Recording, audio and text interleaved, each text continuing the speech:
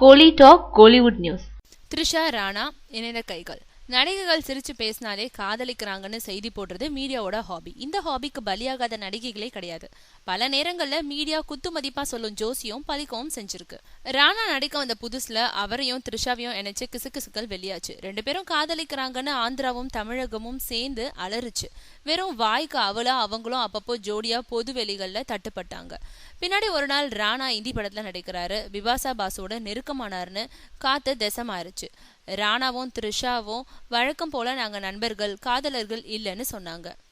இந்த பிளாஷ்பேக்கை ஜனங்கள் மறந்துட்ட நிலையில மீண்டும் இந்த ஜோடி தலைப்பு செய்திகளை இடம் பிடிக்க ஆரம்பிச்சிருக்காங்க. சமீபத்துல வெளிநாட்டுல நடந்த படகு போட்டியில ராணா த்ரிஷா 2 பேரும் கலந்துக்கிட்டாங்க. இப்போ த்ரிஷா அமெரிக்கா போயிருக்காங்க.